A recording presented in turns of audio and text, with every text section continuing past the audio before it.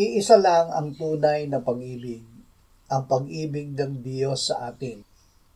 Ang pag-ibig ng Diyos ay iisa dahil ang Diyos ay iisa. Ang pag-ibig ng Diyos ay siya mismo dahil ang Diyos ay pag-ibig.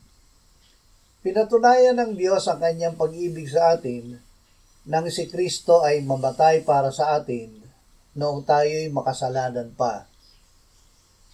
Si Kristo ay namatay dahil sa ating kasalanan tulad ng sinasabi ng kasulatan.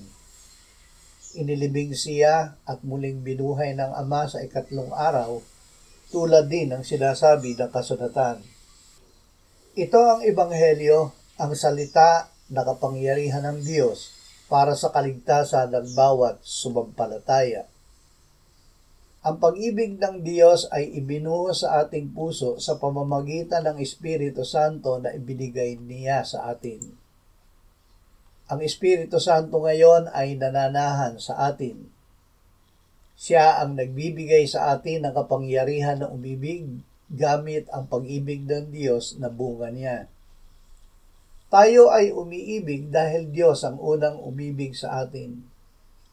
Ang pag-ibig na bunga ng Espiritu Santo sa loob natin ay pag-ibig sa Diyos at sa ating kapwa.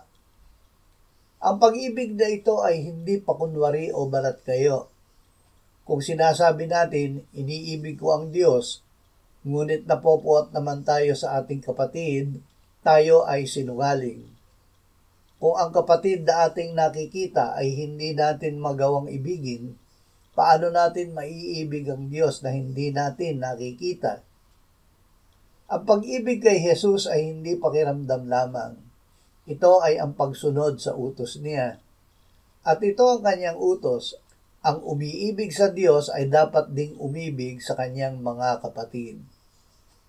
Ibinigay sa atin ng Diyos ang kapangyarihang ibigin, hindi lamang ang umiibig sa atin, kundi kahit na ang ating kaaway. Sinabi ng Panginoong Hesus, ibigin ninyo ang inyong mga kaaway at gumawa kayo ng mabuti sa kanila. Sa gayon malaking gantimpala ang tatamuhin ninyo at kayo'y magiging mga anak ng kataas-taasang Diyos. Sapagkat siya'y mabuti kahit sa masasama at sa mga hindi marunong magpasalamat. Maging mahabagin kayo tulad ng inyong Ama na mahabagin. Sinabi rin ng Panginoong Hesus, huwag kayong humatol at hindi kayo hahatulan. Huwag kayong magparusa at hindi kayo parurusahan. Magpatawad kayo at kayo'y patatawarin. Maaari kayang mag-akay ang isang bulag ng kapwa niya bulag. Pareho silang mahuhulog sa hukay kapag ginawa nila ang ganoon. Walang alagad na nakakahigit sa kanyang guro, ngunit matapos maturo ang lubos, ang alagad ay makakatulad ng kanyang guro. Bakit mo pinapansin ang puwing ng iyong kapatid, ngunit hindi mo pinapansin ang troso sa iyong mata? Paano mo masasabi sa iyong kapatid, kapatid, hayaan mong alisin ko ang iyong puwing, gayong hindi mo nakikita ang trosong nasa iyong mata? Mapagkunwari, alisin mo muna ang troso sa iyong mata nang makakita kang mabuti. Sa gayon, maaalis mo na ang puwing ng iyong kapatid. Ang mapagkunwari ay ipokrito. Ang ugat ng salitang ipokrito ay ang maskara na isinusuot sa mukha ng aktor sa pag-arte sa tanghalan ng mga sinaunang Griego. Ang mukha ng aktor na sa natural ay mabangis ay tinatakpan ng maskara na larawan ng maamong mukha, kaya't nakapagkukunwari siya na maamo sa pagganap ng kanyang papel. Ang mga Pariseo ay tinawag ng Panginoong Hesus na ipokrito. Gamit ang maskara ng pagiging relihiyoso, sila ay nagkukunwaring matuwid. Napakalakas makahawa ng kanilang ipokrisiya.